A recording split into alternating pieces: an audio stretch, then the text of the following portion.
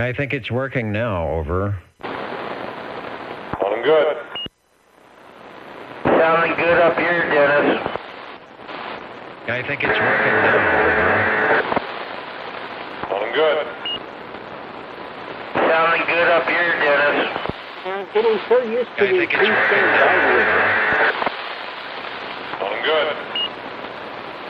Sounding good up here, Dennis. Getting so used to I think it's working now, over. Sounding good. Sounding good up here, Dennis. Getting so used to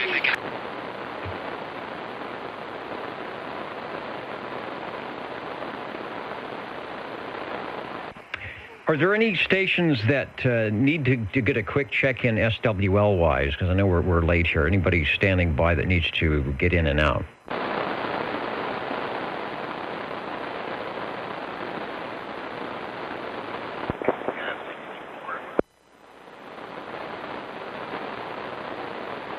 We got 64. Thanks, Jack. Anybody else?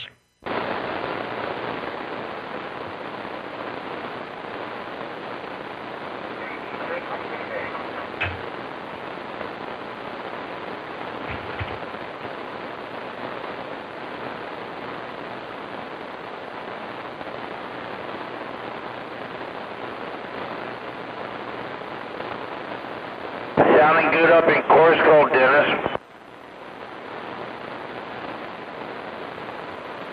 All right, good to know we're making it to Corsco.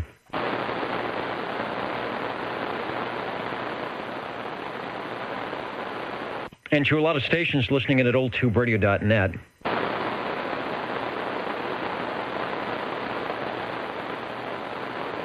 Had some last-minute items of interest. That's what happens when you dress up like a Disney character. Just strange things happen all by themselves. Let me skip the intro and go straight to the SWL check-ins, where we would be looking for 00. 00 checking in, Dennis. Thanks, Jim, for providing the first bit of sanity into a crazy evening here at the Old Tube Radio Net Control. Looking to see if everything is working, and it is. Not technical problems tonight, some other things going on as well. Thanks. We will pick you up at the end over on page 4. We'll also check in page, or SWL2, SWL1 here on page 1, and SWL2 on page 1, who is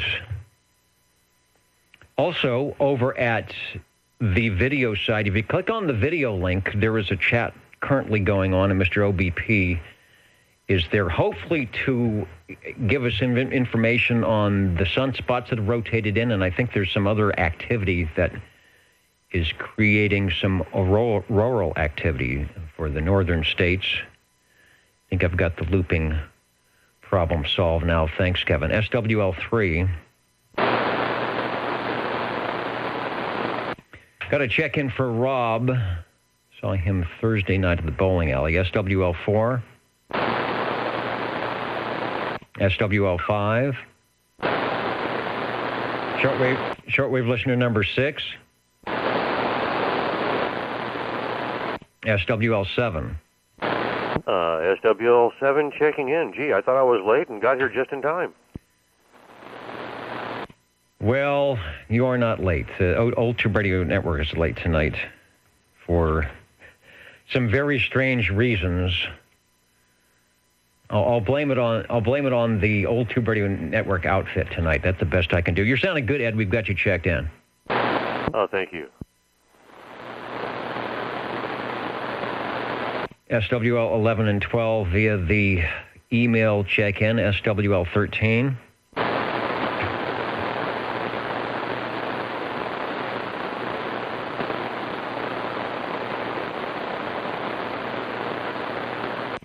I need to check my big board status here. If you're checking in at oldtuberadio.net on the digital side, we'll make sure that we get you in there with no problem here tonight, which is the 23rd of March on our roster. SWL 14.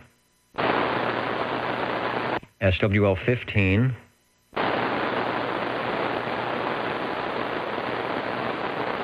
SWL 16.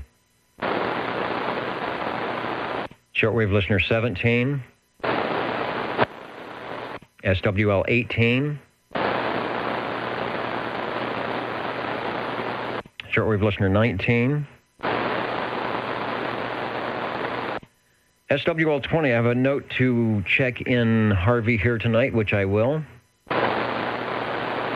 Could be listening over at oldtuberadio.net. Many of you are. Hello to Colorado, Maryland, Kentucky, Ohio, various stations in California, up and down the state.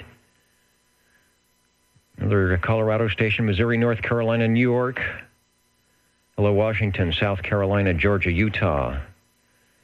And our Canadian stations all waiting for the tube radios to key up after the roll call. And they will. Hopefully we'll be chatting and talking about some of your favorite tube radios tonight. In the meantime, our shortwave listeners who enjoy listening and checking in on the radios.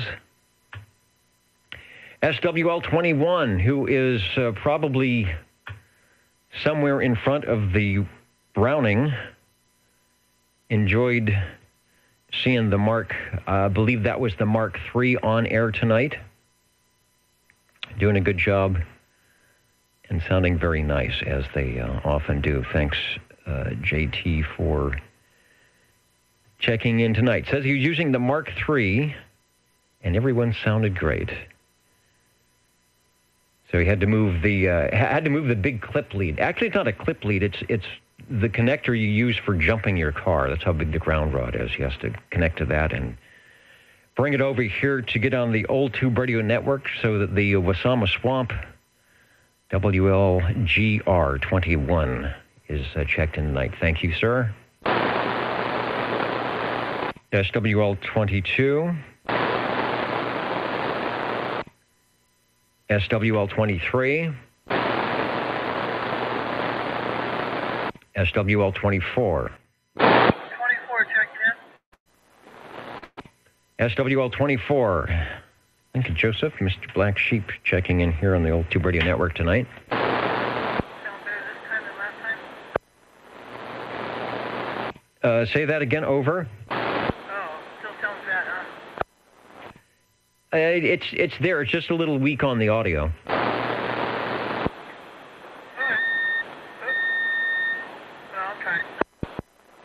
Okay, that's there. It almost sounds like an impedance mismatch because the EQ, there's absolutely no low frequencies in it at all. So I'm just wondering if there's some type of an impedance mismatch going on. But it does key. You are keying the radio, and there is audio. Over.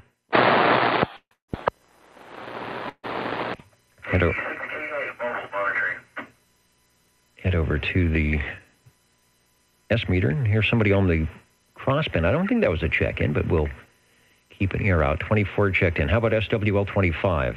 I did a 25 checking in proxy 74, if you will, please. Well, you're sounding loud tonight, Jerry, and I will make sure that 24 gets checked in as well. Thank you. And thank you, Dennis. Hope you have a better evening than you did an afternoon, it sounds like. It's amazing. It's amazing how things can change. But we're hanging in there. That's for sure. Thanks for checking in. Well, you know what they say about life is one thing is consistent is change. So anyway, hang in there. And thanks, Dennis. All right, thank you. Off to page 2 for those of you who are lucky enough to be able to play the home game. We're looking for SWL 27.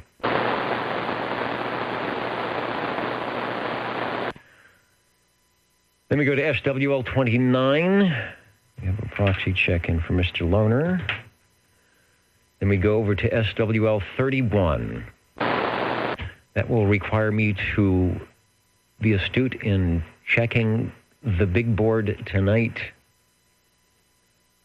to see if we have Robert and Teresa in from Hendersonville, Tennessee. I'm wondering if they asked me to proxy them in. I'll check that out. We'll see. We've got some time here tonight. How about SWL 32? SWL33, that's Net Control and everybody affiliated with it. I think the Jingle Singers are here tonight. I was not in the studio to see all the activity, but if I look across through the glass there, it looks like they're, despite my best efforts, they are ready and waiting to go here. SWL35 would be Mr. Bill, currently in and around Cheyenne, checking in from Cowboy Country just moments ago. Thank you, Mr. Bill. Saw the picture of the snowstorm.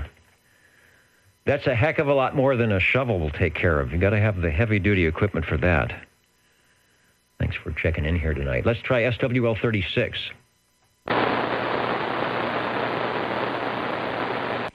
SWL37.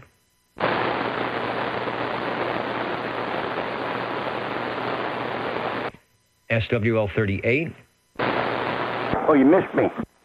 SWL37. SWL37. I turned it down just for a second. I was talking to the wife, but I'm here in the live. I'm kicking. Hello, 37 here.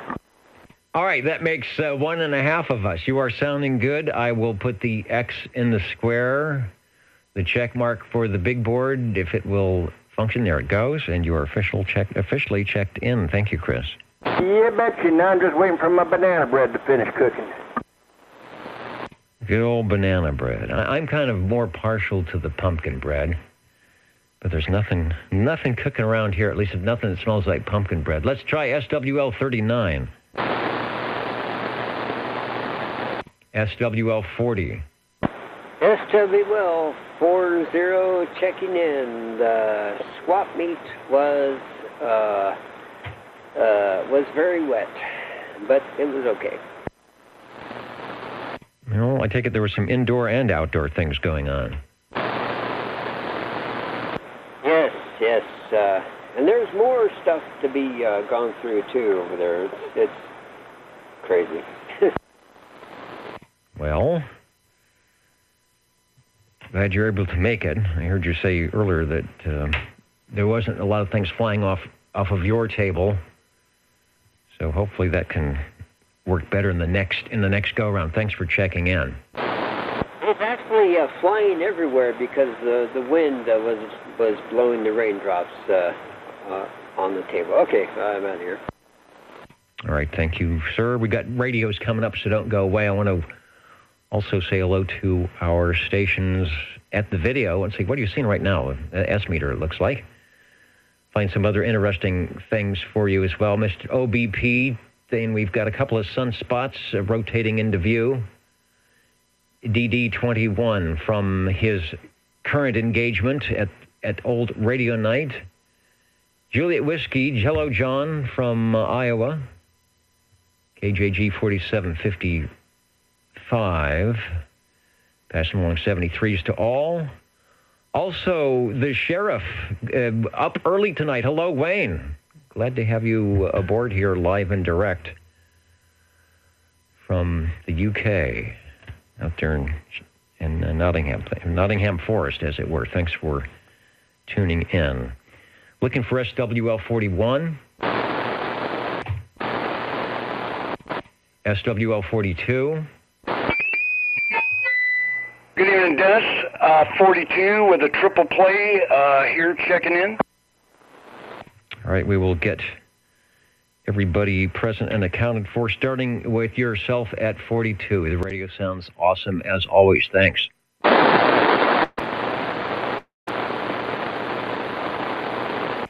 Put on the Orban meter. It looks a little on the wimpy side tonight for the video. I may have to increase. What do I need to do? Maybe increase the brightness or the gain. Let's see what that does. Does that help it out at all? Yeah, that does. We'll bring a little brightness into the Orban meter. 42 is in. SWL 43. SWL 44. If I was good, I'd check and see. I know that Ray was tuned in earlier before the net. And I'm thinking he's probably still out there listening unless he had to sign off early. But Ray We've got you checked in. Yeah, he's up near the front, as he should be in there in Sandy, Utah. 360 is checked in. Thanks, sir. SWL 45. You're loud and clear tonight, Dennis. Sounded good. 45. All right, well, something has to be good tonight, and I'm glad that the transmitter is working and that your receiver is stellar enough to pick it up. We've got you checked in. Hope you and Kelly are having a good weekend. Thanks, Dennis. SWL 46. Shortwave listener 47. Well, greetings from the Radio Lounge, SWL 47.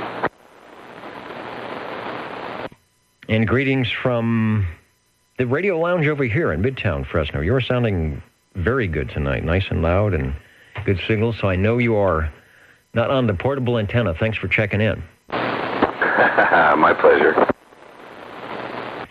SWL 48.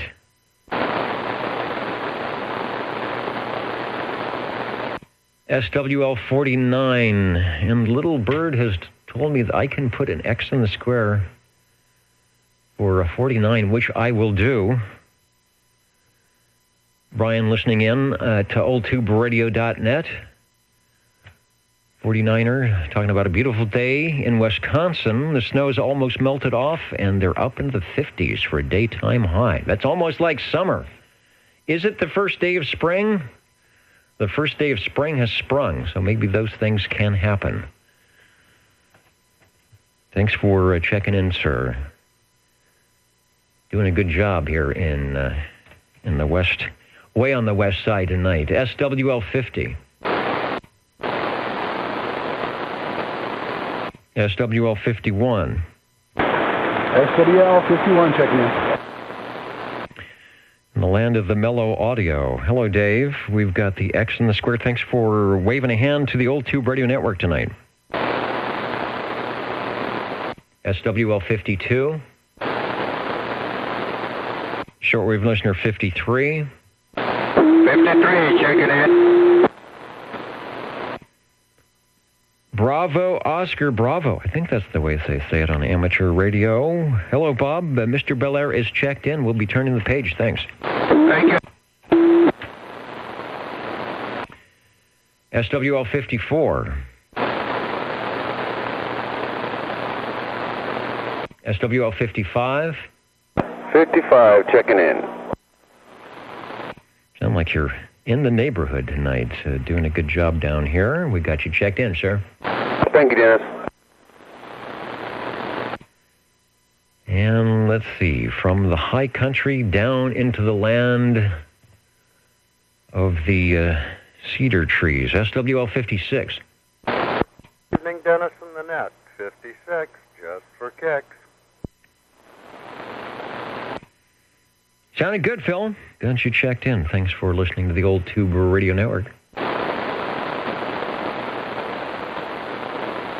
SWL 57.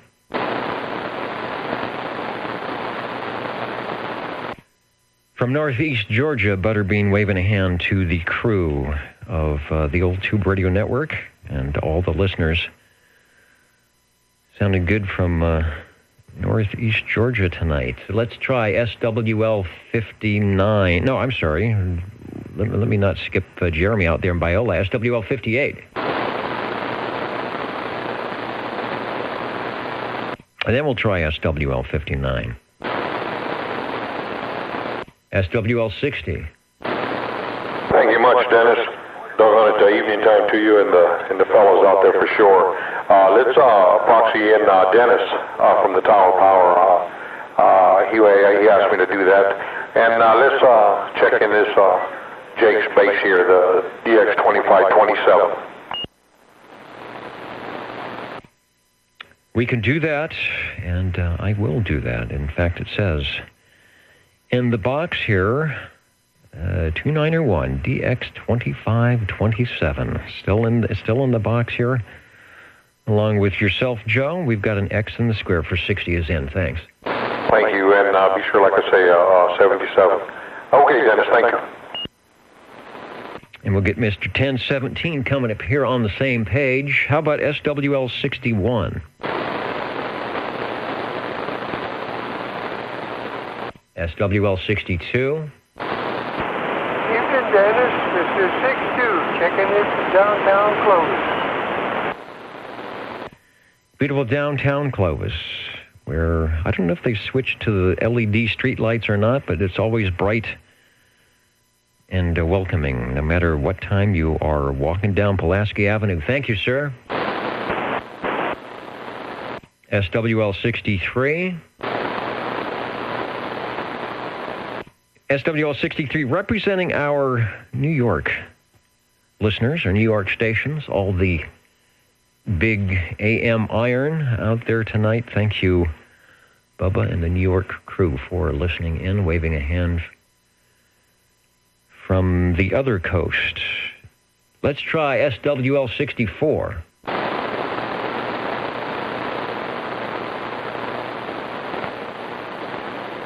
And also Smarty Jones out there waving a hand from New York. Nothing heard from 64. Oh, wait a minute. 64 checked in early. I've already got it. I've already gotten the X in the square. Fooled me on that one. Thank you, Jack. SWL 65. 65 checking in. Eric at the microphonium here on page 3. Thank you for checking in. Thank you. Have a good evening. SWL 66. Shortwave listener 67. SWL 68. Shortwave listener 69.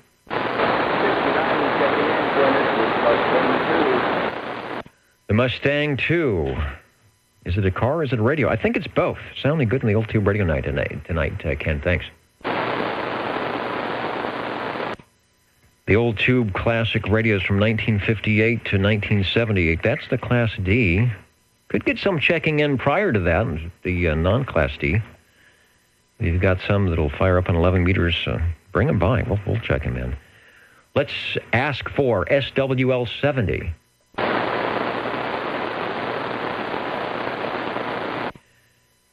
SWL 71, Stan, checking in and working the North American SSB Sprint. There's always a contest going on in the weekend. Sometimes there's more than one, if you count the QSO parties and CW and SSB contests. This is I believe it's North America Sprint. That's usually a pretty big one. I did not tune in the radio today. But some of the North American, the worldwide contests will keep things really, really busy for a few minutes as the KN4 and the KBZ 0185. Thanks, Stan. And as they say, good luck in the contest. Takes us over to SWL 72.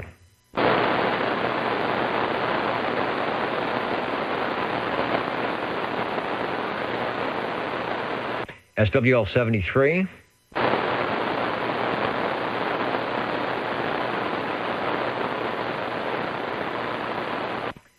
SWL 74 is checked in.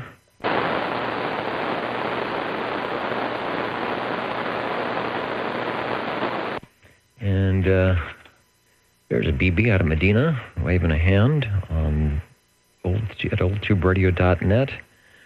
SWL 75.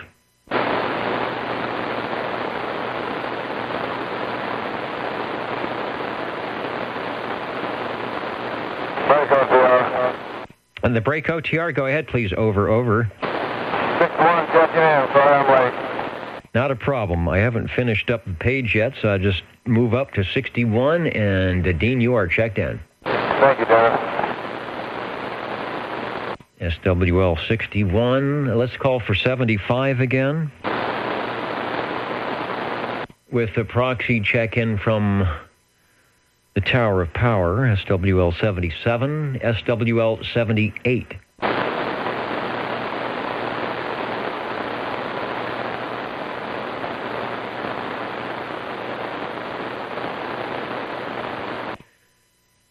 And Bob and Steve in Ohio, the Bob and Steve Show on the road.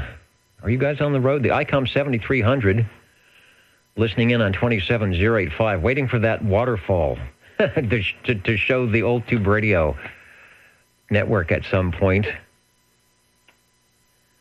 And the jingle thing is leaving for Avila Beach. They're smart. 2 hours and 37 minutes. 143 miles. No, I'm going to have to stay here. No vacation for net control. Yeah, I'd like to be. The campfire would be a good thing going on tonight. So everybody has a good time wherever they may wind up here on the Old Tube Radio Network. Let's try SWL 79. With the hammer down. Hammer down and sounding good. Thanks for being patient tonight, Philip. We've got the DC checked in. SWL 80. Then we go to page 4, SWL 81. 81, checking in on this 60 cycle modulated AM wave. Good evening time to you. It doesn't know the words, but it can hum along, sounding good. Down in the background, Mr. Unicorn, Steve Areno. Had to wait a little extra tonight for net control to get into the air chair, but it's good to hear you, and I guess, as you say, it's good to be heard. Oh, yeah, but the pleasure's on this end, no doubt about that. Yeah, I was wondering about that video link. How do I find that? I haven't seen OBP in quite some time now. If you go to oldtuberadio.net, somewhere probably not too far down the page, under where it says SWL checked in 81, there will be the Old Tube Radio Network, a box with a little arrow or a point, and I believe if you click on that, it will open up or take you to the YouTube video. It actually, if you click on it, it will open up the video, but if you go down into the corner, it'll say something like YouTube. If you click on where it says YouTube, it should open up another window whereby you will have, it'll open up a chat off to the side of the pictures, and you will see the current stations logging in on the chat, which I think you will be able to do. I can't promise that because I don't know how that exactly works, but Mr. OBP and Butterbean is out there. We've got New York and Sheriff of Nottingham. There's a few stations out there listening. John out there in Iowa. DD21, so we'd be able to wave a hand to those watching and waiting for the radios tonight. Okay, that's a good deal. Yeah, I can get on the oldtuberadio.net, but I don't know, for a while I have not been able to check in.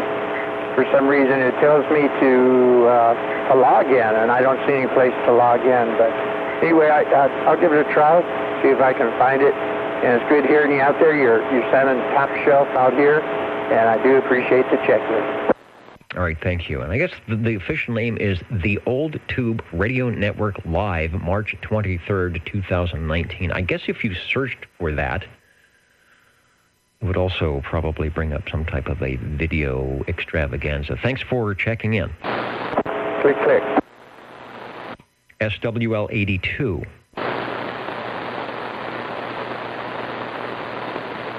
SWL 84. Somewhere near Reedleytown, SWL 85.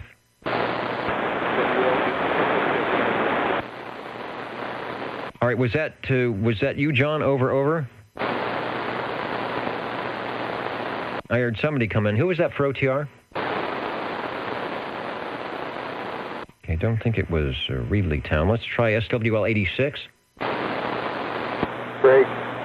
The breaking station, go ahead. It was John Reedley. Oh, it was John. All right. It was there, and then it kind of faded out on me, so thanks for the relay. And we did hear you, John. And you are archived somewhere. We've got you checked in. And I'll correct the check-in box there on the big page. Checked in. Thank you. SWL 86. SWL 87.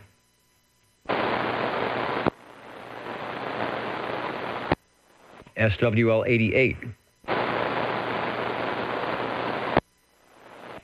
Also, we'll log in SWL31. Hello, Robert. That's right in the top of my screen there moments ago. Sorry, I missed you when you first logged in, but we will get you now on the analog page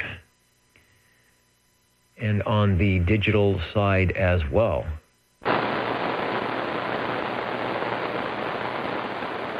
Radio's coming up, so as they say, don't touch that dial. Over to SWL 89.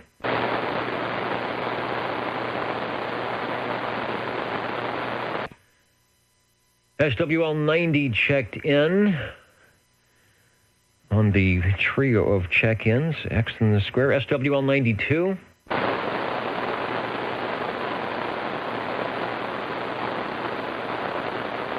SWL 93.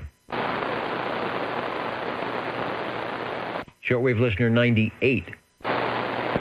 Checking in, Dennis. The station with my ears for the South Valley. Thank you, Dave. Got you checked in. Out in the mobile, perhaps, SWL 103. Shortwave listener 109.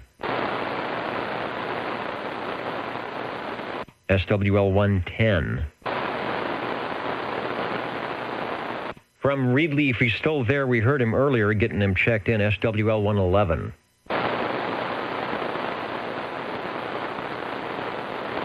And if you're listening, Robert, we got you checked in. You were making the trip prior to the net here tonight. Hello to our new stations listening in Maryland, Illinois, and Ontario, Canada. The Old Tube Radio Network. We've been around for a while, listening and talking to our radio collectors, the vintage tube-style radios. We'll be doing that in just a minute here after the roll call. SWL 113. Shortwave listener 114. 114, checking in. Sounding loud as always, Wayne. Got you checked in on the 114 mode of operation. Thanks. Thank you. Shortwave listener 128. Let me scroll over, and I do believe that John Lee out there in Fairfax, Virginia, was waving a ham. In fact, he was at a ham fest this morning, so he'll be checking out early. Yeah, you got to get, if you're either selling or swapping or whatever, it's always good to get to the ham fest early so that you can bring home all that stuff you don't need. But at least you were there to get it. 128 checked in. Thank you. Thank you, John Lee. Let's try SWL 131. Shortwave listener 133. Hello, Dennis. 133 checking in. Dave out in northwest Fresno tonight. Or just about every night, I would think. Thanks for checking in. Thank you, Dennis. SWL 135. Got a note to check in, to proxy check in 135. Mr. Green Arrow, that is done. Also completing the triple play, SWL 137 for AJ. And the station was beaconing down moments ago from Coarsegold, probably still hearing this weak station here in Midtown Fresno, SWL 145. Hello, Tony. Hello, Dennis. Thank you. 145 checking in. Sounding good from the hill tonight. And we've got you checked in, Tony. Thanks. Yeah, you're sounding real good up here on the hill tonight also, Roger. Yeah, the antenna's still up. The windstorms didn't blow things over, and the rain has passed. Some nasty clouds out in the mountains, but I think everybody is okay. Thanks for checking in. Going to SWL 147 from Fayetteville, North Carolina, listening in at oldtuberadio.net. 20 minutes ago, the weather more spring-like. Well, that's good, because it is spring. Neil giving us a report. Still quiet on the bands, although we do have, according to Mr. OBP, some sunspots rotating into view and some other activity as well. But as you note, it can only get better, and it will as we head into, cycle 25. Thanks for checking in. That takes us back up to kind of where we started when 00 checked in. We'll call again for SWL 195.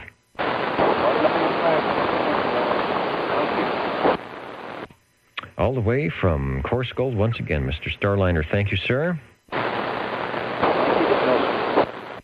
See if Jeffrey's out there, SWL 226. Anybody I missed, or you just came in or would like to check in? OTR's listening. Who is that? Is that, tell me again, over.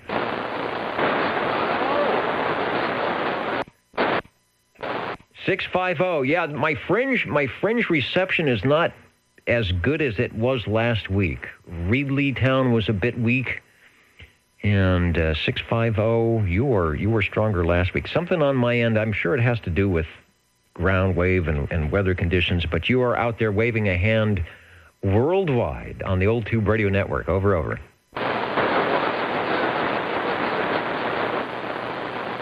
Yeah, it's interesting. We get that kind of ground wave flutter. It just depends, I guess. All right, thanks for waving a hand here to the Old Tube Radio Network. And I will be back momentarily. We will be talking with the Tube Radios, your Tube Radios. See how many we can pick up tonight on the Old Tube Radio Network. Back in a moment.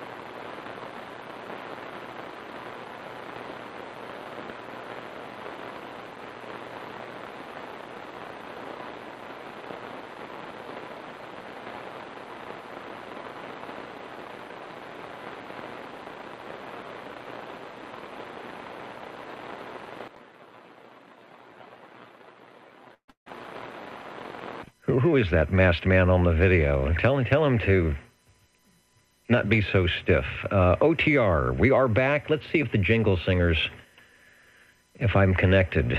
If we're connected to the other studio, here we go.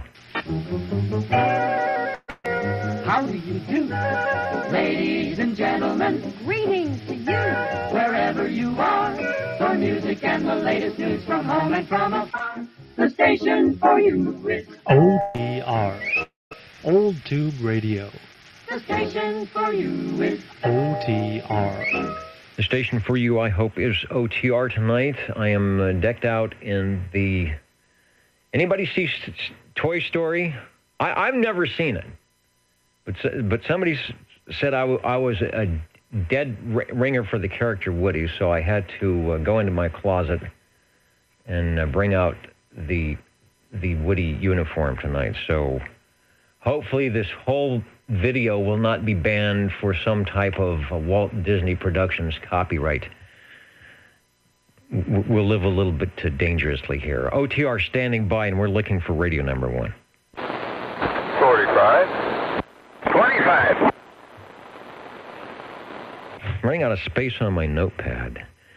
45, step up into the green... Or, I'm sorry, 25. Jerry, step up into the green room, and we'll catch you for Radio 2.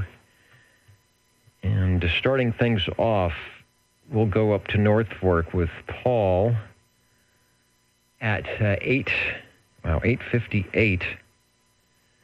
And find out what's happening in the radio room tonight, if you can copy me, Paul. Over. Yeah, copy you just fine. You're really sounding good tonight. You're taking my General Radio telephone, Super MC8.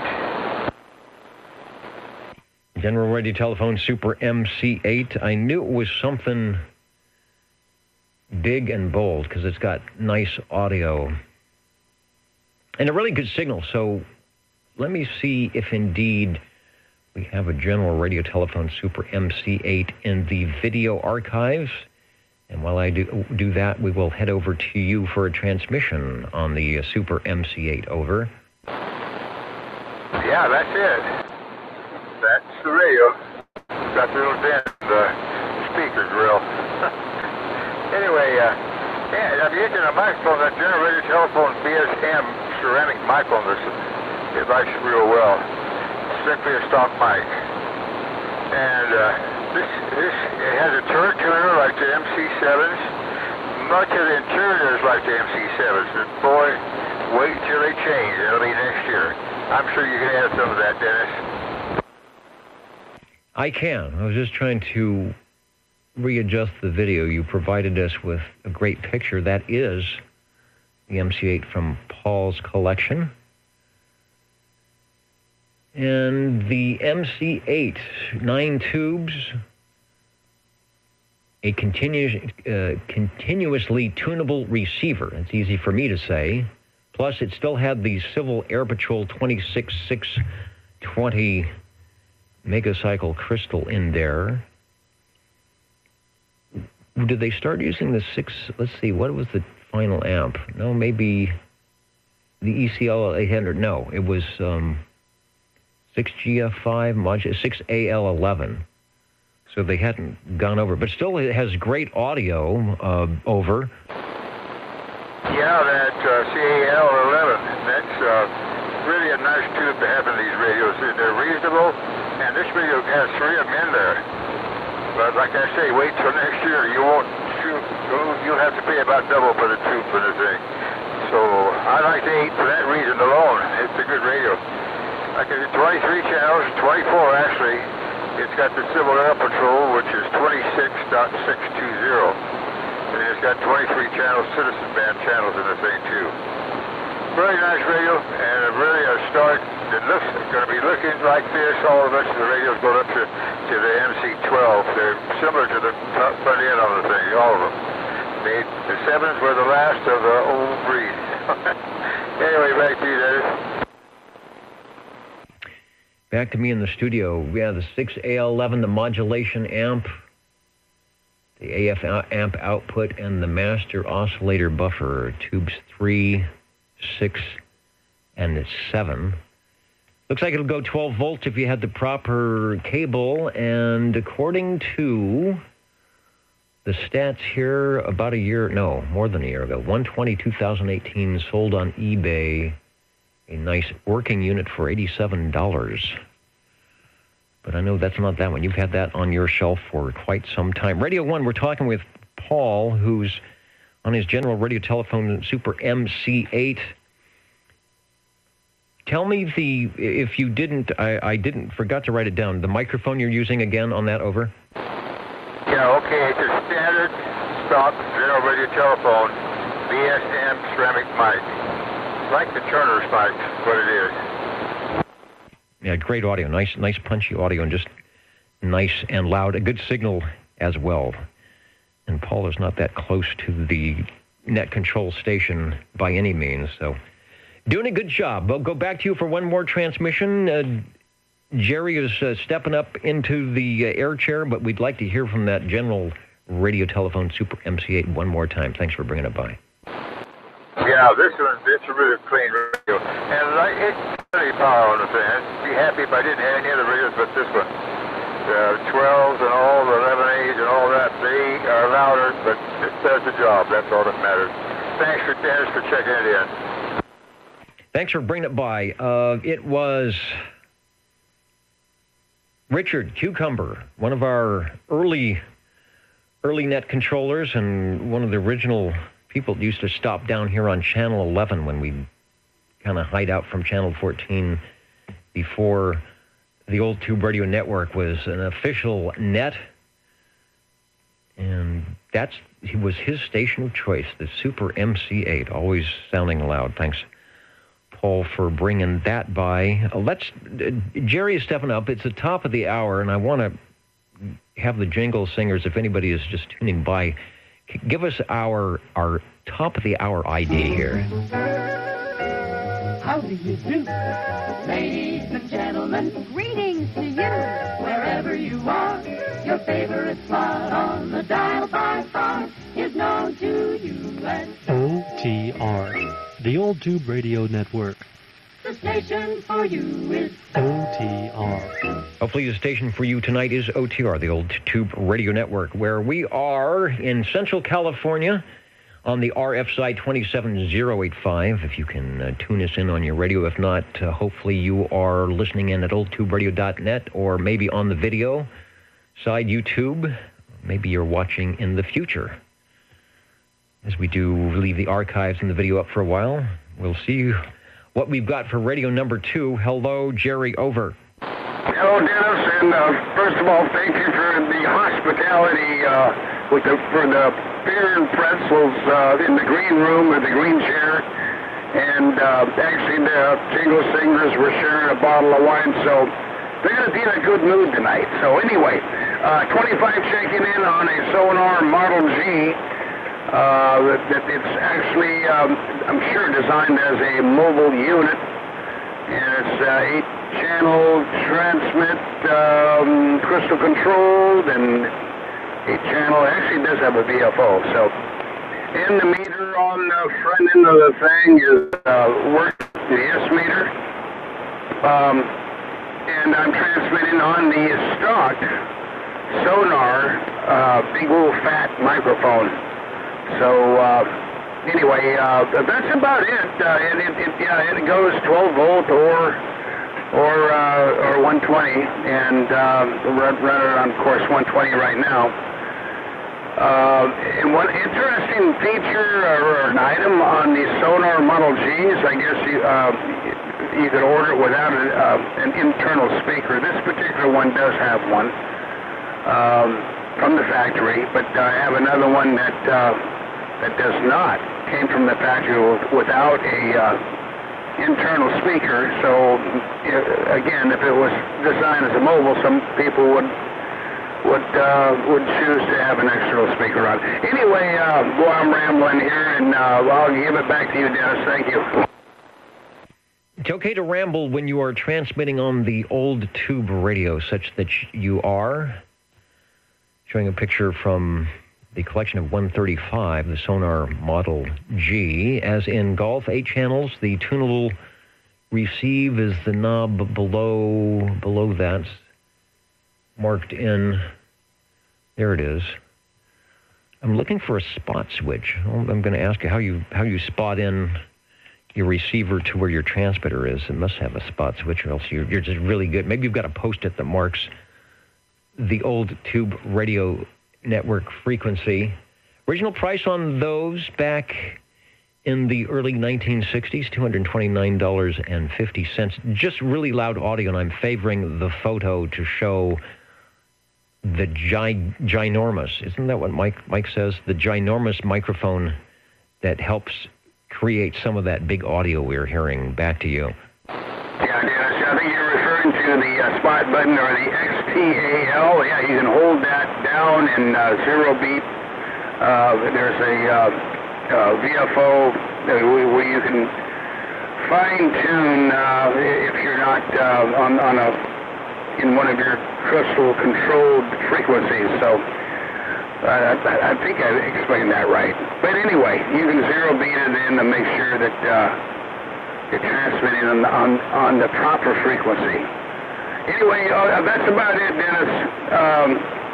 Anyway, back to you. Back to me in the studio.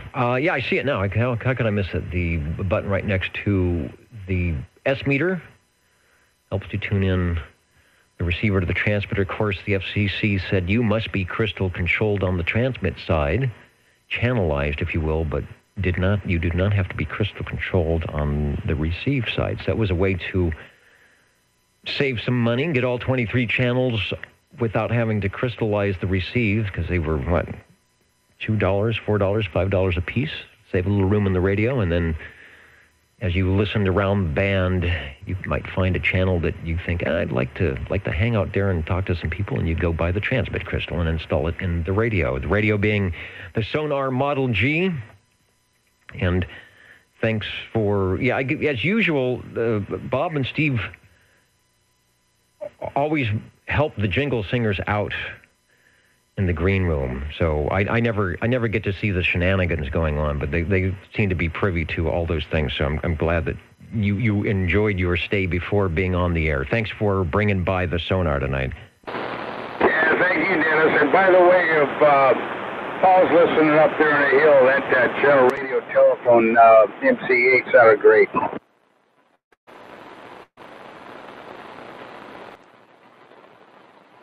Yeah, it was just super loud audio and nice and live. All right, having some problems with the camera here tonight for some reason, so let me go to something that will provide us some video as we say OTR is looking for radio number 3. Well, I think I'll bite at that one. How about one from the Radio Lounge? The Radio Lounge is looking good for Radio 3 at 9:09. Come on up. Looks like we've lost the video portion of the broadcast tonight, but the audio is still working fine. So continue on. Tell me what you got for Radio 3. All right, that's amazing. It's 9:10 right now, and we're only on Radio 3. I dug myself into a corner, or painted myself into a corner. I couldn't get out of that joke there. All right, for your listening pleasure, a Robin T123, the first one of the series with the Magic Eye tube, which is definitely winking and blinking, and you may not have any video for the web page there, but this one's a looker for sure. It is. All right, I think I've reset the camera, so let me point it over to the Robin T23B that should be showing not only the marvelous radio that it is, but also the feature known as the Magic Eye Tube, which, when you take a transmission in just moments, will dance around for you. Yeah, you know what, this Magic Eye, well, I think they're all kind of cool to look at, but this one, I think this one is, I don't know if I want to say it's a little more interesting to look at. This one, I think, is the, oh my gosh, 6RE13, please don't quote me on that. I still, after all these years, I get the Magic Eye tubes mixed up, but this one, first of all, it's larger because I guess you're looking at the side of the tube itself, whereas I think on the like the other Magic Eye tube I have on my Gonzit, that is I think that's a 6ME5. So you're looking at the top of that guy. So there's more surface area on this Magic Eye tube, but. Anyways, yeah, when you speak into it, as I'm attempting to do, there's a lighted bar that kind of goes down from the top and one that goes up from the bottom, and the more you speak into it, the bars touch each other and put on a dazzling light show for you to watch. I can tell it's interesting because one of my cats is going crazy.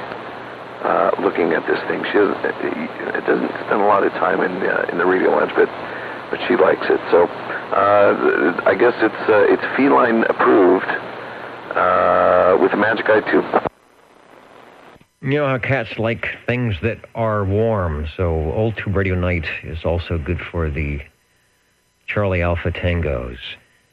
Swapped over the video, anyone looking at that, there is the, I'll pan up and down, the 6RE13 that Michael is talking about, and we got a great picture showing it in two various modes. One would be the lesser modulation on the left side of your screen, as you can see the two lighted bars are not quite to the center, and then towards 100% modulation, the little lighted bars in the tube approach each other and sort of dance around as you're talking. So there it is, 6RE13. When we're looking at the radio, that tube is mounted vertically, and then they cut a little space or in the bezel in the front, and you just watch the tube that way. I guess they could have mounted it outside somehow and did it that way, but I like the way they did it, so you just see the part that you need to see. And with your good audio tonight, my guess is you're making it dance pretty good. Oh, good. Yeah, definitely. Yeah, it's definitely working great. I think when I first got this radio, I was using, I can't remember, it was just kind of like a generic Turner microphone, unamplified, and the Magic Eye tube, it didn't really do a whole lot. But I've got an amplified D104 on it right now, as I have for quite some time. And man, that definitely makes this thing illuminate. So it's a great radio to use, 23 channels. And with it just being the one-piece radio, it's I used to love taking this thing camping and out on the road. I haven't done that in a long time. I think I just got a little nervous after the last time I did it. I think the antenna was mismatched somehow. I didn't want to hurt the radio, but it's definitely portable. One piece, and can definitely fit in your passenger seat or whatever, underneath that dash of your 67 Chevy van or whatever you're cruising around in. Yeah, big radio for your big Blarge mobile. Look great with the tail fins and all the chrome. And it'll sound good too. I'm just looking to see if it has a PA. Does it have a PA? The switch on the side, will it do a PA thing? Yes, it does. And I've always wanted to kind of wire up a speaker from my backyard. I've thought about that many times. It does. I have not done that. This particular radio, it's just got like a little, I don't know if it'd be classified as a toggle switch, but on the very right-hand side of the radio, about in the middle of the speaker, it does have that PA switch you're talking about. My other Robin, the 123B, has it's not really a toggle switch, but it's got a button you press that's just labeled as PA. You punch that, and I guess it switches over if you want to tell the kids to get out of the swimming pool, or I guess tell people to get out of your way if you have it mounted in a car. I'd be curious to find out if anyone ever did have these guys mounted in a car and have it wired to an externally mounted speaker on there. That'd be pretty funny. But yeah, this to answer your question, this one has it. Never been used though. Yeah, I think having a PA in your car was big in the 60s. The other thing is you've got this nice couple watt audio amplifier going on, nice tube amplifier, so why not have it available for some type of public address? But I don't recall, personally back in the day, seeing too many people using them in the PA mode, but it certainly could be done. And like I said, it's the amp is already there, so why not? Talking with Mike, SWL47. Of course, as you know, you don't have to have any special numbers or have ever had any prior experience with checking in radios here to the Old Tube Radio Network, as long as it's glowing in the dark and you've got a Channel 11 crystal. We'd like to hear from you. He's brought by Radio 3 from Robin, R-O-B-Y-N. It's the T123, sort of the first in their trilogy of the 123B and the T240D. This one is, let's see, information. If you've got a Sam's CB35, it'll be on page 95, or it'll start on page 95 with the information. 11 tubes, and there's 2 transistors. I think someone mentioned that they help for the DC conversion as well. Give us another transmission before you go. Looks like the Jingle Singers are ready to tell us why they like the Old Tube Radio Network, but I know I like it because I get to hear cool radios like yours. Back to you. Well, thanks for letting me check it in. Everyone definitely sounds great. This thing has a pretty decent speaker. in it. So thank you for being there and doing all that you do. And I think on that, I'll bid you a good evening. Thank you. And a good evening it is, always on the Old Tube Radio Network. Looking at the big board. So a lot of you out there listening from near and far. Anyone new? Looks like nobody new on the station. And also, Mr. Unicorn, hello. I see you made it over to the video side. Good deal. And speaking of making it, the Jingle Singers will tell us a little bit about what's happening here tonight. How do you do? Ladies and gentlemen, greetings to you. Wherever you are, the friendliest station for you by far is known to all as OTR, the Old Tube Radio Network. The station for you is OTR. And I'm all decked tonight in the Old Tube Radio Network sheriff costume. Woody, I don't know where Buzz Lightyear and the rest of the gang are. Perhaps they'll be checking in tonight. We're looking for Radio 4. 45. Well, there's our Radio 4. Hello, Paul.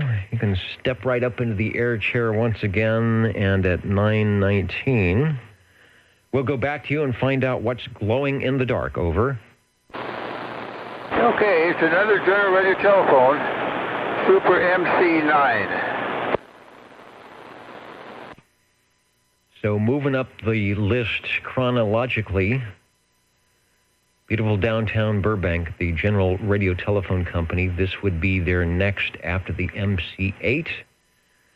The MC9, this one sounds good. Nice mellow audio, but still loud. We'll pull up a picture, ask you for a transmission, and get some information about this one. Another looks like it's from your collection as well. Over. Yeah, that's the big old mic on the top of the thing that I'm talking on. That thing weighs a lot. I'll tell you, use it for a club if you had to. I found out how the things were made probably. It took a long time of research. But this is CM2 General Radio Telephone ceramic microphone, and it's made out of heavy zinc alloy die cast in satin chrome made by Turner. Did you get all that, Dennis? Yes, I did. It makes it sound quite luxurious. Superstar radio, just with the microphone. You know, I noticed they threw in, I think, if I recall, the MC8 had 9 tubes. And I'm showing that this has 10 tubes. I'm trying to figure out what they did. I noticed they did move over to the ECLL 800 for the phase for the modulator, but they still kept the 6AL811 in the AFF output and also in the master oscillator. So this is the first one then that does have the ECLL 800 that I suppose is already unobtainium in price. Oh, that's it. It's the big boy with the big tube in the thing. And not a whole lot of difference between this and the 8 except for the ECL 800 tube and plate modulation with that push-pull AB1 modulator. That's the big difference internally inside the radio. Not a whole lot on the outside, except the outside this one has a stamped face grill rather than a screen on the thing. They made it look a little fancier, going modern. They changed it quite a bit. I like the old one better. But anyway, that's about the size of the thing. It's just a really nice radio. I don't like it. I like the 8 better, but how does it sound compared to the 8? Is it loud? I'm going to say the 8 is louder, and that may be a perception issue. And what I mean by that is I think, and I would have to go back to the archives to listen, that your audio is a little bit mellower frequency-wise. The 8 is it has a nice, sharp, piercing sound. So it may be one of those things where had I looked at the S meter between both radios, which I haven't, I might say, well, gee whiz, the signal is the same, but the perception on the 8 is that it sounds louder just from the way it's audio EQ. But I just, off the top of my head, I think the 8 sounds louder. Whether it actually has more of a signal or not, I couldn't say. But I like this one as well. It's still got punchy audio. It's just a little bit mellower. Over. Yeah, well, you helped me kind of set this one in here on this particular mic, on this radio. It's a mellower mic. I listened on the archives. I'm anxious to hear them both now that they're side by side. Be interested. That module, really interesting. And thanks for having the thing. Thanks, Dennis. All right, and thank you. I put up the S meter right there so you can get an idea on what the signal strength is, but I'm not sure I actually did that when you were on the MC8. Radio number 4 from General Radio Telephone. This is the Super MC for Master Control number 8. Thanks, Paul, for bringing it by, and we're looking for Radio 5. 25. And you've had enough of the jingle singers in the green room. 25 at 9:24, stepping up into the air chair. Hello, Jerry. Yeah, and I agree with you. I believe Paul's Super MC8 was a little louder, more punchier than the one he just checked in on it. But anyway, 25 checking in on another sonar, FS 3023. As they call, I guess Everett used to call it the Mini Yaesu, and I get why. Even though, you know, back in the day when they had the Buick Rivieras and Oldsmobile 442s, I guess you could use these, get enough room to use these radios as a mobile. But nowadays, cars, I don't know how you'd ever fit them in there. But anyway, the FS23, this one is a 23 channel, and hopefully it's working. It's working great, and I think you kind of confirmed what I thought I heard between Paul's generals at the 8. Seemed to be a bit louder. Have some punch. We have found some photos of the FS. Is it the Field Service, Frank Sinatra, the Fun Service, something? The 3023, there it is, and anyone that does have the Yaesu 101 series, the EEB. You've got the, I want to say the two-tone, kind of the silver and the gray, and even the knobs have that look to it. So I see why it's the Mini Yaesu. And I remember Everett checking in a lot of radios, just a lot of different radios, but he did have a good group of sonars, among other things. He had another group of, I don't know how many Eagles he had. He just had he never quite was happy having one of any radio, any particular radio. So if he had a sonar, I bet he had 5 of them. Give us another transmission. Oh, you're exactly right. If he had a Model E, he had to have another one. He had to have a backup. And same thing with the G's and the anyway, this is not from his collection. I got inspired by the fact that he had so many sonars. I kind of created my own collection. And it's interesting. This thing has the meter in the front, and everything's identical to the FS23 except for the A&L switch on the lower right-hand side on an FS23 is located in the rear of the radio. And that's the only difference that I can figure out between the FS23 and the FS3023. Anyway, back to you, Dennis. Back to me in the studio. Sounding good. The earlier sonar was 8-channel crystal controlled. This is 23-channel, both transmit and receive. So their deluxe model at the time for the 1966? I don't have an exact date on this, but it was probably 65 or 66. The sonars always sounded good, at least from a receive side, as an SWL here, always sounded good. And I don't know what you think about their receive capabilities, because I know you have the Hallicrafters and the Browning Eagle, but I'm suspecting that the sonar receiver holds its own with all the other stations. I totally agree. Yeah, they could receive on all of the sonars, and which makes sense. But thank goodness all the radios that I have still work. Actually, I have a lot of radios, but the ones that I still have that work, I'm lucky to say that they all have great receive. So, anyway, thanks for checking it in, Dennis. Back to you.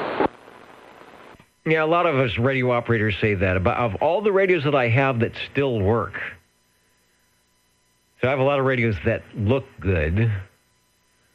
They make for nice furniture, but if you want to put some power to them, that might not be the best thing. But they look good on the shelf or on the display case or wherever. And that's why we're here at the Old Tube Radio Network, to help those collectors that need to occasionally pull a radio out and drive it around the block and have a forum that they can count on Saturday evenings. Key it down, talk about it, maybe get some information, get a radio check. And we're glad that they do that. Just like our station moments ago, Jerry, SWL25 on the Sonar FS3023. I want to say hello to our stations tuning in from Washington. A couple of Washington stations now listening into the Old Tube Radio Network. We are here in Central California doing the live transmissions at 27085. Hello to Alameda. Don't think we're quite in the short skip zone or the long skip zone for your stations out there, but we are at 27085, and we're listening for Radio 6.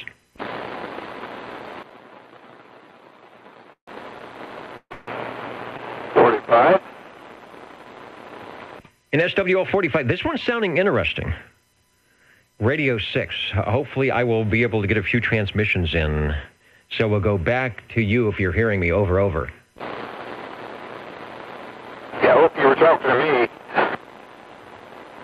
me. Yes, go ahead, Paul, if you can hear me over. You are Radio 6. Good. Yeah, that's real good. I hope it continues to work. This is my Demco Traveler Series B. Let me make sure I have this correct. I've got the Demco Traveler Series B as in Bravo, over.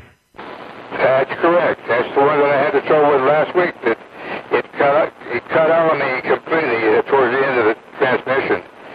And I think maybe I've got it going. I'm not sure about it. It was intermittent, so I'm hoping. Back to you. Looks like it's working. It almost sounds like it's a suppressed, like AM suppressed carrier. I'm going to pull a picture, and this is sort of in honor of your Demco Traveler Series B that's actually working and sounding nice tonight, and also in honor of SWL 81, because this at one time was, or maybe still is, his Demco. We have a great picture of it, and it's really nice to hear Steve Areno's on line with us tonight, and it's been a while, so I'm glad to share this picture. This is showing, and you can let me know what you have with your complement, the modulator, the transceiver, unlike a lot of the Demcos that have the transmitter and receiver. This is an actual transceiver in one box, and what I believe to be looks like a power supply, over. That's correct. Yeah, they all have that in the thing. As a matter of fact, man, it's not needed. I'm not running the one on this one right here now. By the way, 81, thanks for the radio, if he's listening. Thank you, Dennis. Yeah, back to me in the studio. It's sounding good. Got some SWLs listening in at oldtuberadio.net tonight. Linwood is waving a hand and saying it's good to hear you still working the generals, which you often do here on the Old Tube Radio Network. From what I understand, they are more of a West Coast radio, being out of Burbank. Some of the stations in the South and the East look for those, but they are not as prevalent as they are here on the West Coast, and that probably has something to do with beautiful downtown Burbank. The Demco sounding good. I'm not sure if JT is still out there, but he may be ringing as we speak, the Demco bell. This is a bell ringer for sure. The audio is good. I'm going to, what am I going to do? I'm going to put on your next transmission, I'll put the S meter up and we'll take a look. I really want to see how that's working. It sounds like it's maybe keying up at a watt and modulating way up from there. Back to you. Yeah, it does. It's a very easy one to read. It doesn't look like it in the pictures there, but it's very easy to read. The radio is really a pretty radio. It's got lights on the sides, on top, and they got the modulation, and of course they got the VFO over there, which I'm having to tune quite a bit. It's drifting on me quite a bit. And then the channel selects on the left. This has crystals and VFO on the thing. Very pretty radio, typical product. Back to you, Dennis. Yeah, the audio has an interesting sound. I'm not sure if it's could work with some different tubes or not. I want to switch the picture because we've got actually a couple of really good shots of the Travelier. Let me go over to this one. This is from Harvey's collection. And what's different in that? He's also showing the external speaker because with a name like Travelier, obviously this was meant to go mobile. And then I have one more, and I'll stay keyed up here, one more picture of, as usual, really nice-looking one from Cliff's collection. I think we'll end with that one, showing the interesting, this is sort of a white, cream-colored microphone that plugs in the front, and he's got the full complement of the modulator, the power supply, and the radio all working well.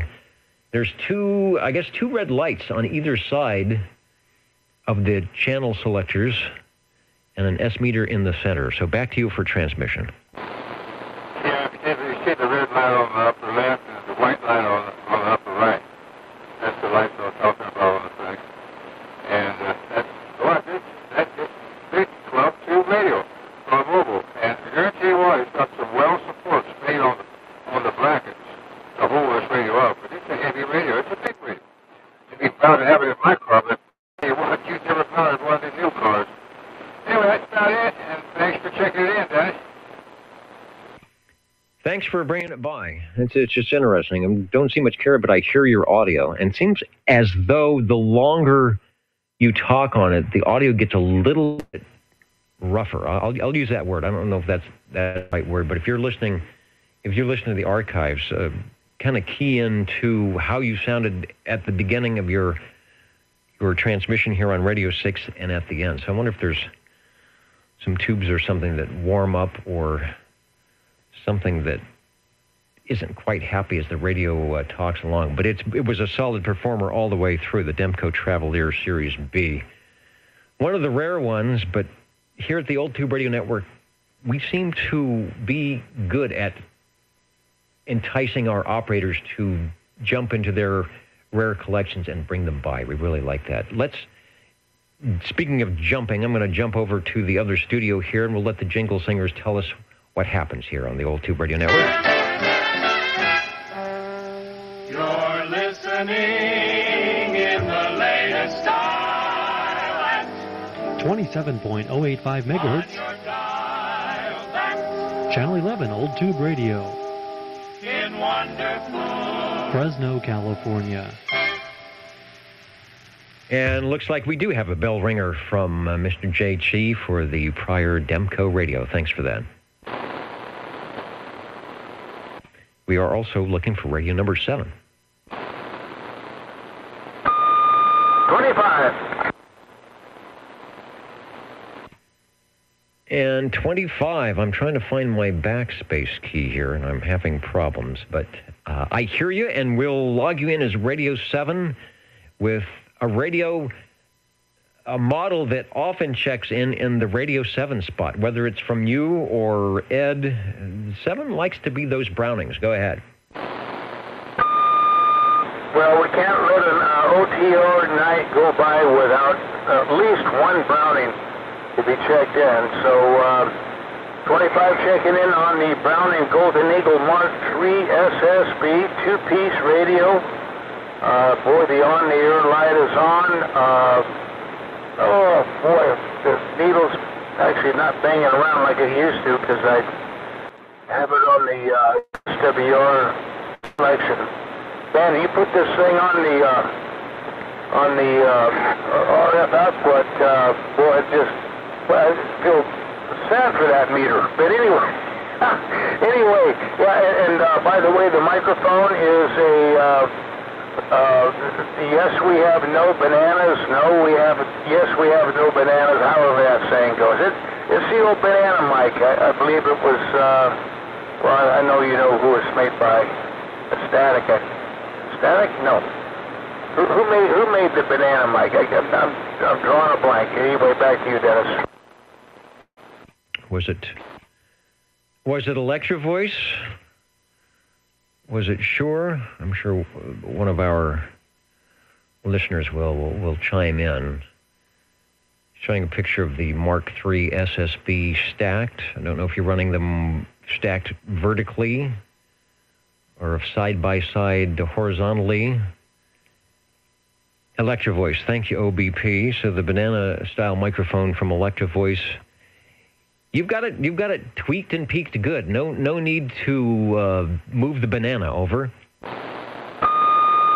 Yeah, and thank you, the gentleman that corrected me or reminded me. Yeah, it is an Electro Voice that made the non-powered, by the way, banana mic. And I have to stand, and one of the things that the problems with the stands, a lot of people break them because you pick up the microphone and the stand momentarily sticks to the banana mic, then it drops on the floor and shatters. So, but this one still has the stand.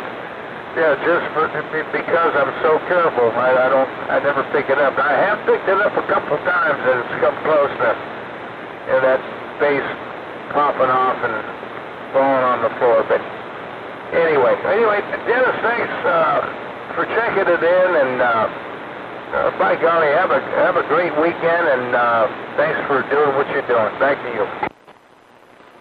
Well, I will say I certainly couldn't do it. Me and all the net controllers couldn't do it without our great tube radio operators like yourself that take time out of their Saturday evening functions and sneak into, maybe they don't have to sneak in, but to jump into the radio room and give us a few transmissions on the radios, share them with us here in the Central Valley of California and everywhere else across the entire universe at oldtuberadio.net.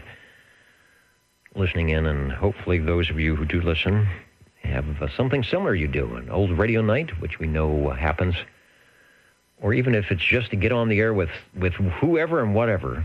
That's what we'd like to do here at the Old Tube Radio Network. Radio 7, the Browning Golden Eagle Mark III SSB. Looking for radio number 8.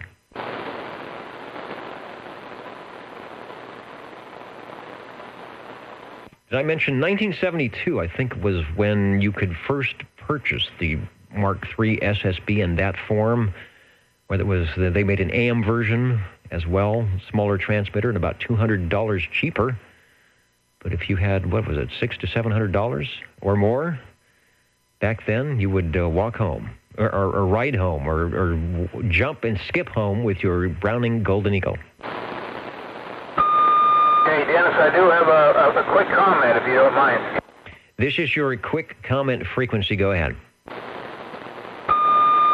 Yeah, the buddies, you made a comment about Paul's transmitter on whatever that, it was a Robin, I think it was, but whatever Paul's last radio was, is that the audio went away or started decreasing as he was talking. The reciprocal of that is when you hear a buddy on the air, for some reason they would get louder and louder and louder. And I don't know if it's just because of how it was wired or if the audio tube just got happy or whatever. So kind of interesting the difference. You would think that an audio tube, once you start using it, the radio would get louder and louder. So anyway, it's kind of an interesting thing that you brought up. Anyway, back to you, Dennis. Well, I thought it was me, and I checked the noise blanker, which is on, but I have it down kind of low. Sometimes the noise blanker, especially if you have real high frequencies in the audio, will do wacky things to the sound. But I noticed it was, as you said, it was progressively, the problem sort of was progressing, and the audio was getting a little bit less. Steve and Kevin were thinking that it could be a flat tube in the audio chain somewhere. And I'm thinking maybe the same way, or as it warms up, if it's got some bad connections. But it was happening. It was slight, as you know. We were still hearing him fine, but we've got it recorded, of course, in the archives. And Paul will be able to hear it himself. Might be able to check out one or a couple of the audio tubes, or do the old reseat the tubes, and it should sound pretty nice. It did have almost a controlled carrier sound, where when he keyed the microphone with no audio, I couldn't even tell he was there. And then as he spoke, then the audio would come right up. So interesting radio, a rare radio, but that's what we like here at the Old Tube Radio Network, where we're looking for radio number 8. 45. And there is Mr. Paul again. Hello, 45, over. Yeah, Dennis. Yeah, I think it might be that noise or wave or variant on the thing. It might be an operator. I'm holding this with a desk mic, and I'm holding my hand because I got my supplement filled up with a radio. I don't have room for it. So I'm sitting on it right now, dropping into it pretty mellow, back about arm's length. Does it sound pretty good now?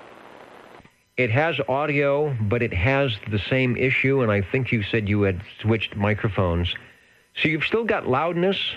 It's still pushing the carrier when you speak, but it's the quality of the audio. It's being severely clipped, and you'll hear it when you listen to the archives. So the clipping of your speech makes it difficult, even though you're loud, it makes it difficult to understand because it's missing the beginning and the end of each syllable. So we're thinking perhaps there might be a flat tube in the audio chain. Sure, it's possible I need to put the modulator on there too. That would probably solve the problem. We'll see. That'd be next in line. Okay. It's sure interesting. And thanks for the archives again. It's always interesting on that. Hey, Dennis? It almost sounds like it's off frequency, but I don't think it is. You know, I probably should check that, but it almost sounds like you're talking through wax paper, like a kazoo. And yes, Jerry, go ahead with your comment. Yeah, you nailed it. He's off frequency. His transmitter, that's a crystal. He's high, but why don't you check it? Because you'll be able to see it. But he's definitely off. Once you dial him in, he sounds good. Oh, all right, we'll try that. Paul, if you're still there, give us a transmission, and I'll move the frequency here and find out where you're at on the AM part. So take another transmission on the Demco, over. What can you see that? I'll continue to talk here.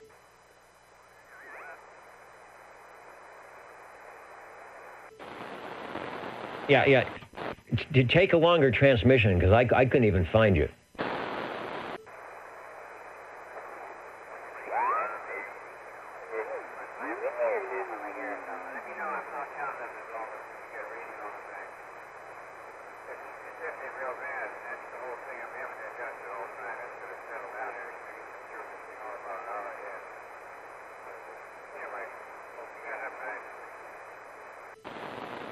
Okay, no, it's an audio problem. I've got you 27085.7, and because of the way things work, you actually sound a little clearer on sideband, but the signal is weak. So 27, make sure I'm on AM, 27085.7. So it is high on frequency, but it's not to this. The sound I'm hearing, you'd have to be severely off, like 3 or 4 kc. So I'm gonna say we have a frequency issue, but the real issue is some type of something in the audio, over. Yeah, okay. Yeah, thanks very much for that information. You told me there was a way to get going on. I didn't know how fast it sounded. This is the first time I got it going. Last week you never cut out of me. Never been back on, so happy to see it put outside again too. If I haven't even tuned it, that might be helpful. I haven't tuned up. We're happy to get it going and slap it on the bench, and that's it. So I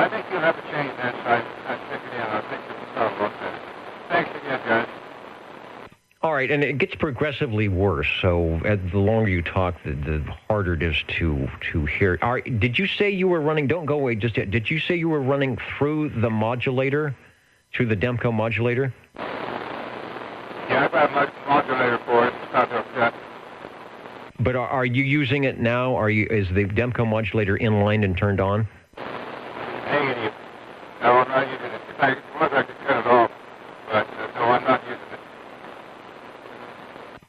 Okay, because Kevin had mentioned to plug in the mic without the preamp. I don't know if that's possible to actually physically bypass the whole thing. I know you can turn it off, but I was thinking maybe it was a modulator issue, I think.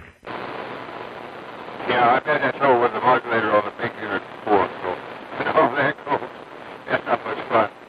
Okay, thanks, Jack. All right, and when you listen to the archives, you will hear when you first came in, the audio was much clearer. It's still transmitting, still getting some audio, but the distortion is coming up. Frequency again is about 700 to 800 cycles high, so it's not an off frequency. It sounds like it's off frequency, but it's not. That actually doesn't appear to be a problem. And Kevin says it really sounds like your mic amplification is flat. So that's probably where you should work on or consider looking at anyway. The Old Tube Radio Network. Let's head over to the Jingle Singers. Speaking of flat, no, they are never flat, but they know the magic of Saturday evenings. What are the magic numbers? 27.085 megahertz, channel 11. Are the magic letters? OTR. Right here in Fresno, California. Radio Magic. Old Tube Radio. For you. I got to keep the transmitter keyed down, or the people at 27085 don't hear the Jingle Singers. Decked out in the Woody costume tonight. Trying not to have the Disney copyright police pull us off the air, but we are looking for radio number 8.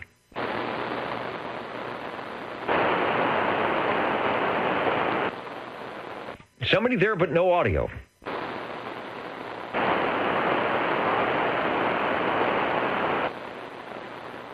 I've got a signal, but does anyone copy audio with that?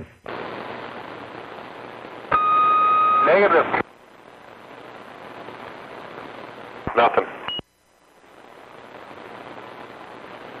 Okay, not sure it was someone trying to check in, but we're standing by.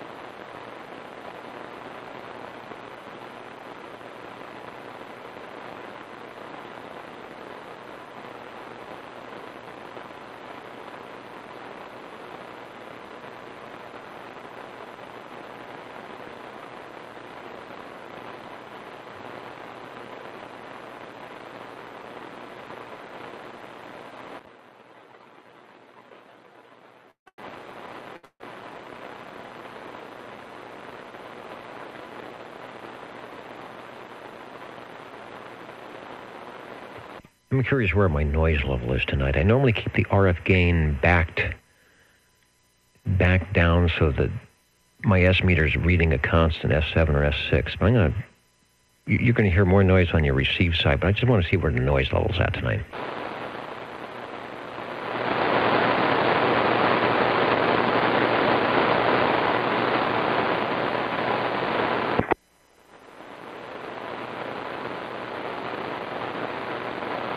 All right, peaking about an S6, and that is with, actually the preamp is on, because I do that so I can copy the weak stations when I can. We're standing by for your tube radio check-ins. Where are we at? Looking for radio number 8 tonight. Can I check this weak radio in? Yeah. Stand by with that weak radio for a second. Who was the other station that was asking a question or checking in? Over.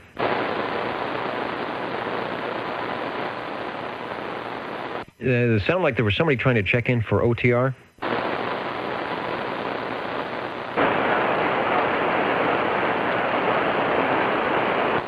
Yeah, that's the station there. I'm getting your signal, but the audio is quite weak. Over.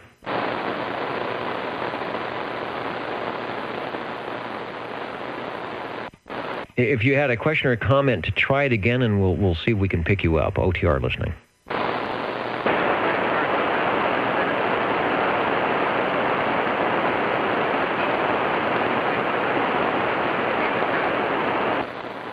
All right, I'm actually hearing audio, but I'm not able to get it. Did anyone else copy the audio on that station? I can. All right, station, we're hearing you, but the audio, your modulation, the sound is weak enough that I'm not able to pull out the question or the comment. So maybe try it again in just a few minutes. We're going to pick up a radio check-in because this is the Old Tube Radio Network, and we like to check in as many radios as possible. I think we have Radio 8 on the line. Hello, Chris. Yes, this is my weak radio here. Yeah, I have a hard time getting out at times, so I'm going to try my best, okay? Yes, sometimes when I have the headphoniums on and I turn up the volume or am intensely listening for some of the weaker stations, and then one of the very strong stations keys up, I'm glad that my radio has an AGC engaged. Go ahead, over. Okay, Dennis. All right, well, I want to check in my general radio telephone. The Super MC11A, 24-channel tuber that glows in the dark with the old man in the wheelchair and whistle with a non-amp... It's a stock microphone. What am I saying, amp? Strike all. It's a stock microphone. Over. Well, you could say it was non-amplified, which would be correct. But indeed, there was no amplification intended or needed. Let me tilt the picture up to show the microphone. We'll go back down to show the radio. But this is sort of how we've been working tonight with the General Radio Telephone Super MC8 and the MC9. There was no MC10, if I am remembering right, but they did make an MC11. And the radio that you have, or I should say Super MC11, and the radio you have, the Super MC11A, over. Yes, that's what this one is, and it's mine. Did you scratch your name into it somewhere? I should, huh? No. Unless your initials are GRT, then it's already done for you. On the inside, maybe. Yeah, the inside could be a good thing. Yeah, don't do what Bozo Control does and sticks Post-its on each one of the tubes to remind him what the tubes are. They do have, the tube complement typically on the glass, so do not use Post-it notes. Yeah, they get hot and kind of fire up, don't they? It's a new meaning of putting fire into the wire, showing the Super MC11A from the early 70s. This goes back to 9 tubes. I'm going to have to study and find out what that 10th tube was doing in the Super MC9. This shows up on Sam's PhotoFax CB22, and it often shows up right here in the Old Tube Radio Network. Back to you. Okay. Anyway, I wanted to check this in. I think I got another one warmed up here. We like that. That's why the Old Tube Radio Network is here, so that we can check in as many radios as possible while we were on the air. Thanks for bringing by the General Radio Telephone. Good night to SWL81, Mr. Unicorn, signing off. Good to hear you tonight, and thanks for letting us use the Demco picture. Thanks, Chris, for radio number 8, OTR listening.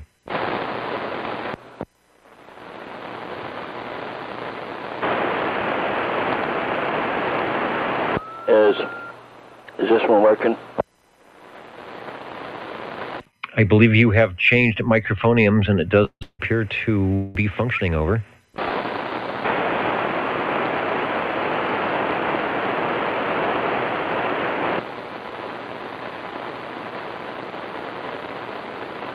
It was functioning, and I still hear the other station out there, but the audio is even weaker now. And Chris, tell us what you've got for Radio 9, over.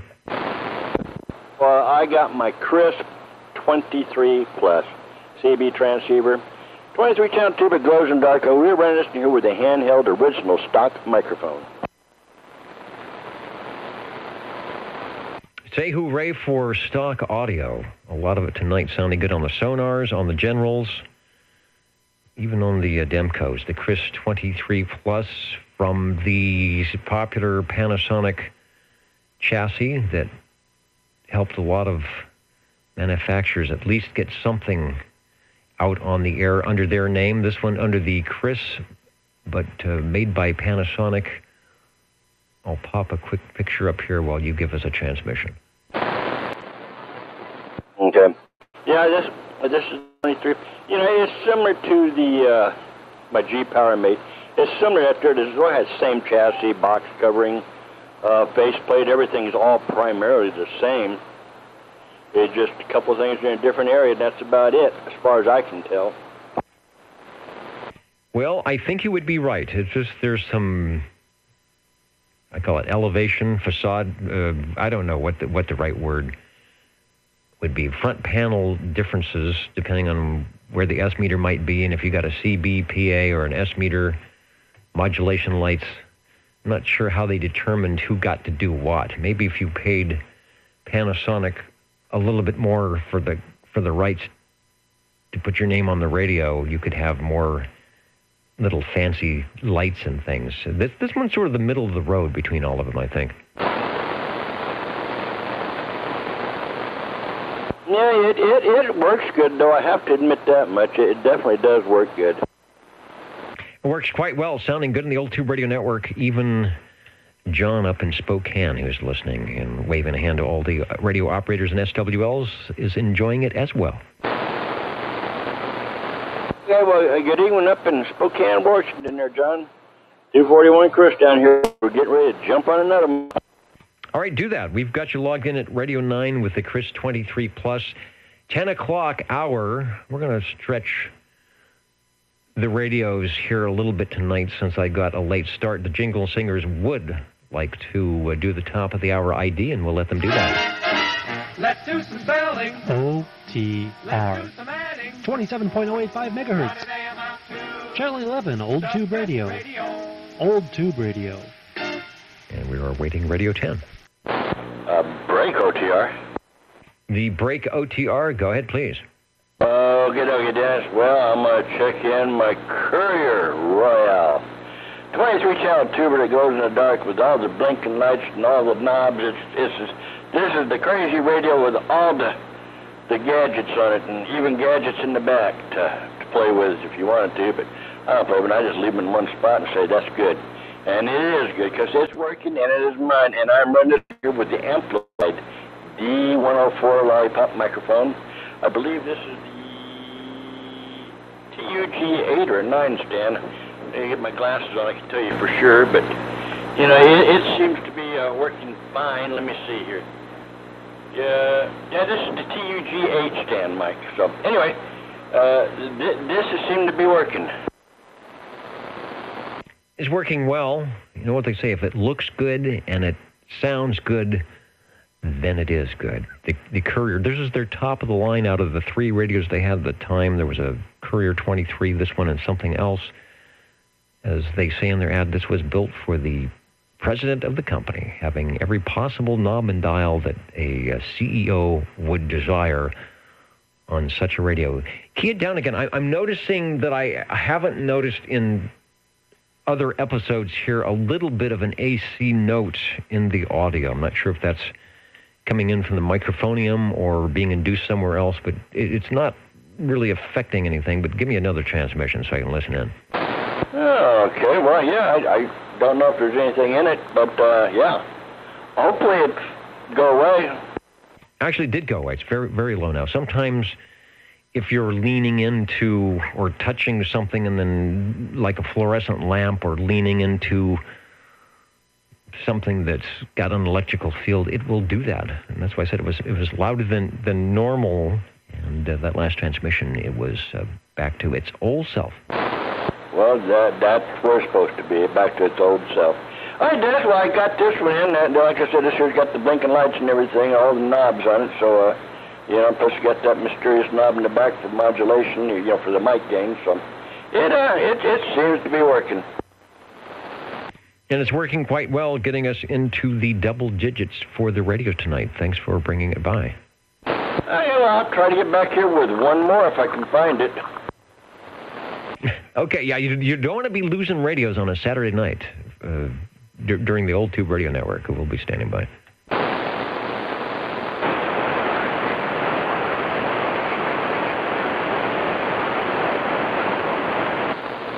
All right, I hear the carrier. I know there's audio there. Anyone closer to that station that can grab the audio for us?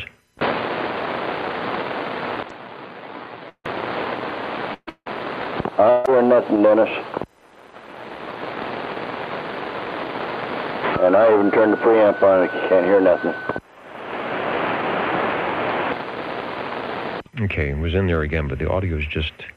It's in my noise, unfortunately. Anyway, whenever you want to, I'll take a break after you get figured out. Okay, let's give it a shot here. I've got Radio 11. Don't you wish you didn't know we were going to have 11 radios tonight? You could have worked something good on this one, but we'll take what you got. I know. I feel bad about that. I should have held it for last.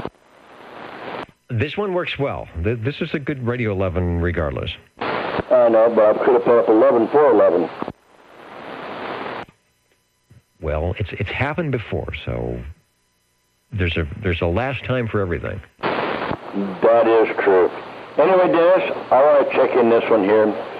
This is my G PowerMate made by Gem Marine Products.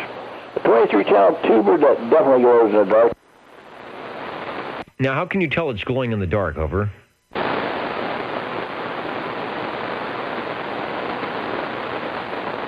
Or can you tell it's glowing in the dark?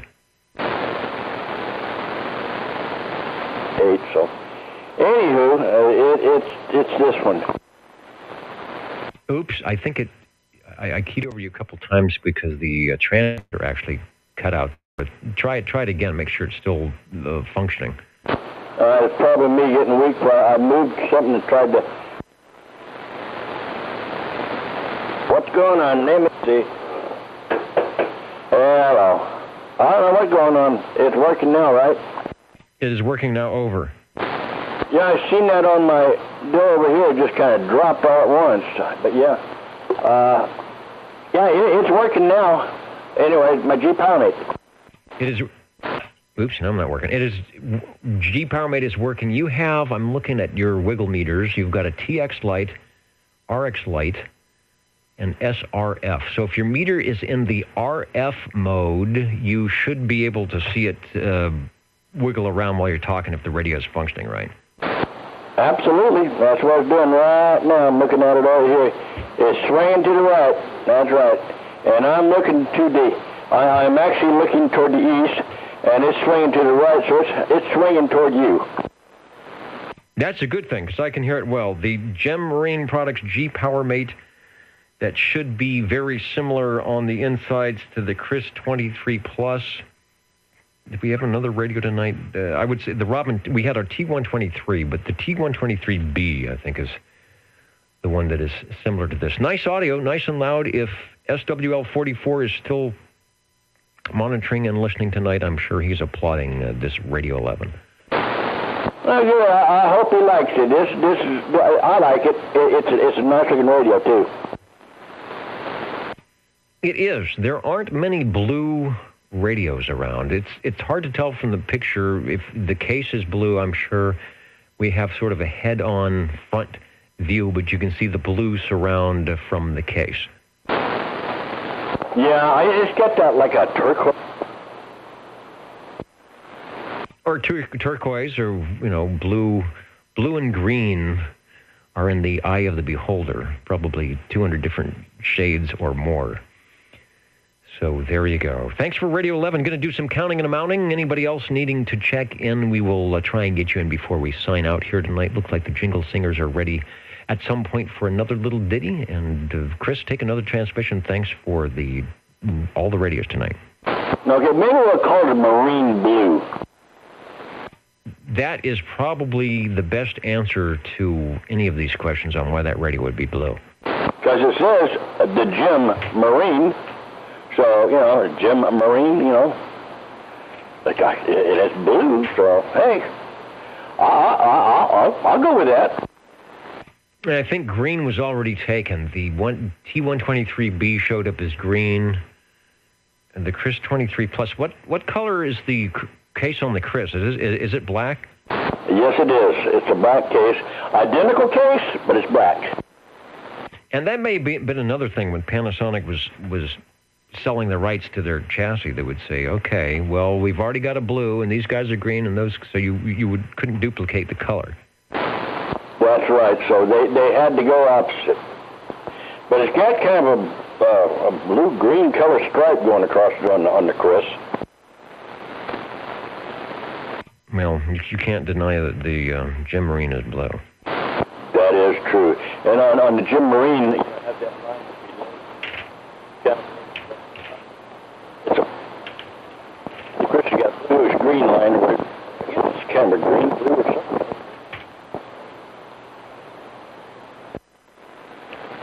Indeed, yeah, you've definitely got a microphone issue on that one. The carrier was there, but you had the crackle and low audio, so maybe stretching the cable is not a good thing. I just wasn't squeezing it tight enough. This is the Give the Wheeze a Squeeze frequency. OTR standing by for any check-ins as we're counting and amounting. All right, I'm out, Dennis, and listening on the other. One last check-in if you can, Dennis. We would like to do that. You would be Radio 12 over. Yeah, real quick, I know you know this radio, checking in on the Citizens Bone Holocrafters. CB3A, Citizens, I don't know where the load came from. But anyway, Chris, good to hear you if you're listening. And good to hear everybody checking in. The CB3A by Holocrafters, the little phone, Citizens, and talking on a non-powered D104. Back to you, Dennis. Good choice for that microphone. The non-powered D104 is always a good choice if you get the right impedance match for just about any of the old tube radios. Unless you do need the amplification, which will work. But as we've seen tonight, most of the radios do not. Most of them have plenty of audio gain. You just have to go in and make sure it's adjusted properly, and then you will sound as good as our radios have tonight. And this one, Radio 12 from Hallicrafters, the CB3 Alpha, one of the little phone series. I don't know if this was they had a CB3A, so it might have been close to one of their first little phone series.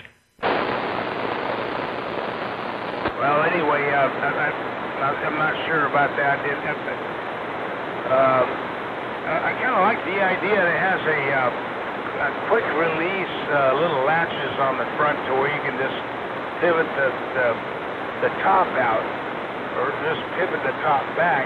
Kind of like George Barris used to make some really cool cars like the Munster Coach, and somebody was thinking of when they did that, because if you needed to get into the radio, of course with the radio unplugged, yeah, you can get in there, tweak a few things, and check things out. Really easy, just by undoing a couple of latches on the sides. Anyway, kind of a simple radio and a great receive on this radio. Probably the best received radio I have.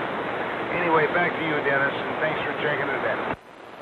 Thanks for bringing it by Radio 12, and Hallicrafters was no slouch when it came to the receivers, because that's one of the things they did well long before this radio was produced. Since I have it here, I'm going to kind of read through this without editing it, but just because we're talking about Hallicrafters. The history of Hallicrafters, how it all began in Boston, Massachusetts during the spring of 1899. Hallicrafters founder William J. Halligan, Halligan, was born. It would be another 32 years before he or anyone else knew how a crucial role he would be playing in the development of radio technology.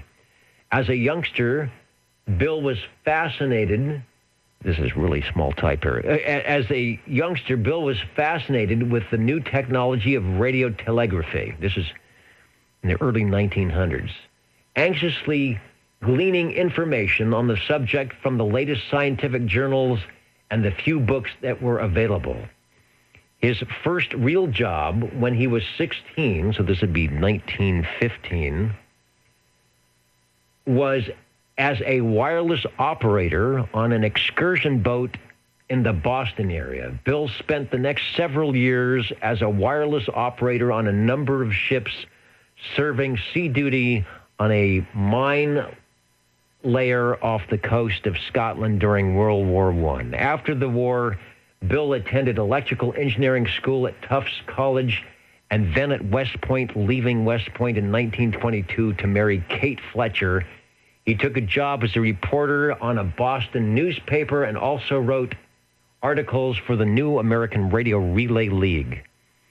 In 1924, he became the sales manager for his old friend, Tony Deutschman.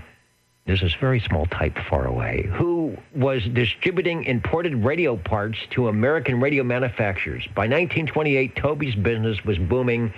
Bill decided to strike out on his own as a manufacturer's representative, selling parts directly to the radio makers. In 1928, this decision led Bill to Chicago. That's because a lot of the Hallicrafters was out of Chicago, so here we go.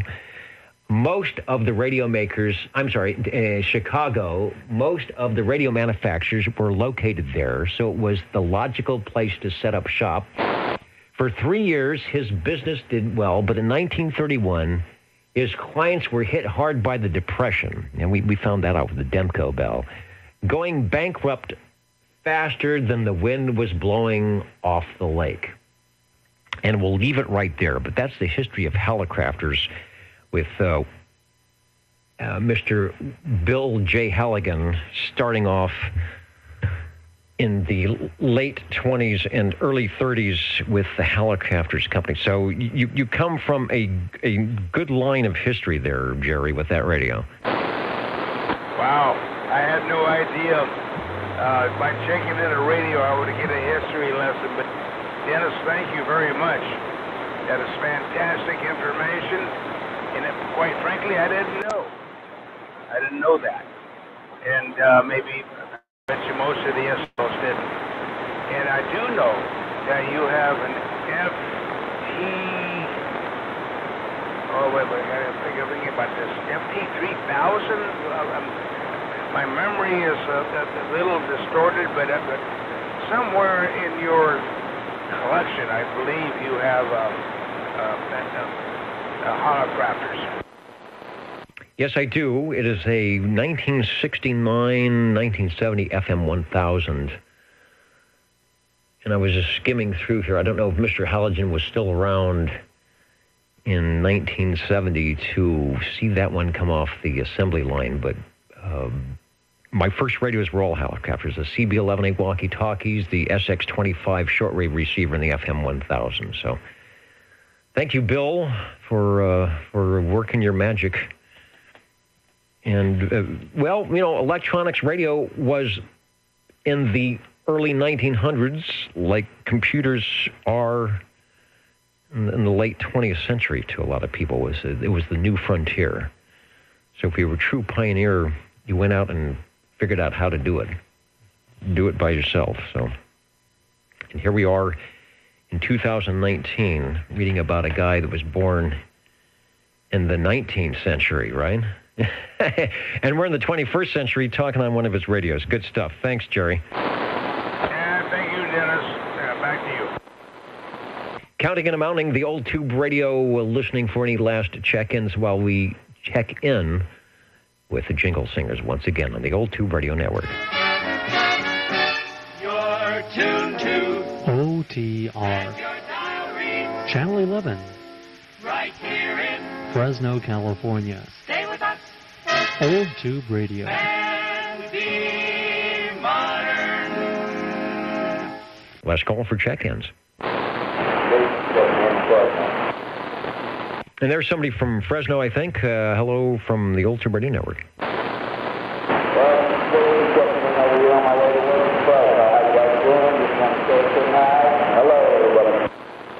Hello, radio. On the way to the late shift. What do they call it? The graveyard shift. We are out here just about ready to sign off, but glad you are waving a hand.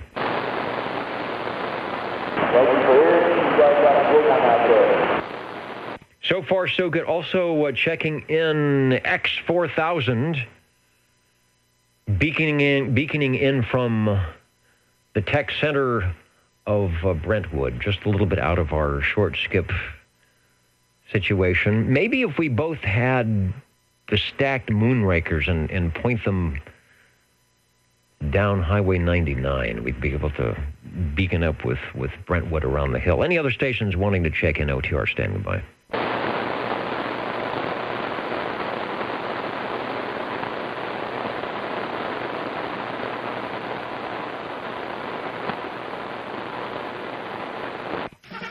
This is the Old Tube Radio Network. Ladies and gentlemen, stand by. It's time now for the current OTR totals. That will be the current and final OTR totals as we wrap up another Old Tube Radio Network for our spring here, our spring version, 2019, March. It says 16th. That's wrong. It's March 23rd. I've got two that say March 16th. So whoever made this list did it wrong, but we know that it is the March 23rd version. Checking in tonight, we had 11 SWLs on page 1, 13 on page 3, 13 on page 4, and 13 on page 2, 3, and 4. 13 is the number tonight. 13 has sort of been the number of my whole week. There's been a lot of number 13s going on this week, so why not have them on the Old Tube Radio list? That makes a total of 50. Checking in as we are in our sixth week. And where's my hat? You know, I didn't put on my... There is a hat that goes with this corny outfit, and there it is. It doesn't quite fit with the headphoniums, does it? But I just want to let you know I have it. If we're going to have copyright violations and get the video thrown off, we might as well we'll do it all the way. 11 radios checking in tonight. Wait a minute. I'm sorry. We had 12. The 12th radio you just heard, and I didn't get marked down for some reason. Is Bozo Control doing the SWL-25 on the Helicrafters? CB3A. I think I was so enamored of listening to the Helicrafters and talking about... Mr. Halligan, that I forgot to log it in as Radio 12. So if you're listening, Jerry, and if I didn't say so, you are radio number 12 with the Helicopter CB3A, which takes me to a drum roll. Already did the drum roll. Our most heard manufacturer tonight, the General Radio Telephones. And that's a good thing. Starting off with the General Radio Telephone MC8 from Paul. Then the Sonar Model G from Jerry. Thanks for the Model G. The Sonars were knocking at the door for the most heard radio. We needed one more. The Robin T123, thanks, Mike, for that one. The General Radio Telephone Super MC9 with 10 tubes. Got to find out what the 10th tube was for. It's radio number 4, thanks, Paul. The Sonar FS23, the FS3023, radio number 5. All radio sounding good tonight. With the Demco Travelier having that strange anomaly in the audio as it took longer and longer transmission. Speaking of the Demco Travelier Series B, radio number 6 from Paul, radio 7, the Browning Golden Eagle Mark III SSB, our one and only Browning of the evening. The General Radio Telephone Super MC11A from Chris was radio number 8. Radio 9, the Chris 23 Plus. The Courier Royale was radio 10 from Chris. He also brought us radio 11, the Gem Marine Products G PowerMate. And then, as you heard moments ago from Hallicrafters and Bill Halligan and whatever they did all sorts of stuff. Radios, televisions. We'll find out more on the history of Hallicrafters in future episodes. We had the Hallicrafters CB3A. Hello to those just tuning in to the Old Tube Radio Network, which we do every Saturday at 8 p.m. to sign off around 10:30. Hello to Kentucky and San Francisco. Join us next week. Hopefully you do something similar in your areas with tube radios or any radios to get on the air. We've been doing this for over 33, 34 years, thanks to our radio operators, and we'll be back next Saturday, I hope, with your radios and shortwave listener check-ins. Thanks to SearchLawrence.com and Frodex for the Nixie tubes, and thanks to all of you for listening in tonight, the Old Tube Radio Network. Catch you next time. Any other comments? I want to make sure before I sign out here that if there's any comments, we talk about them. It looks like we're doing good. There's a comment. Yeah, stick with the usual stuff, right? No more Disney characters. I hear you. 73, everybody. OTR will be kicking out of here. Thanks, Dennis.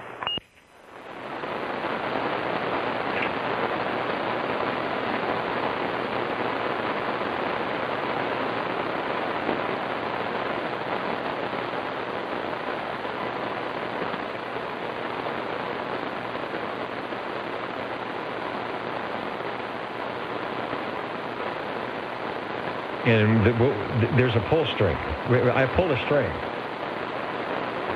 Where is it? I don't even think you can see it. Anyway, this is a rented outfit. I have to get it back here in a couple hours. So we'll talk to you later. Good night, everybody.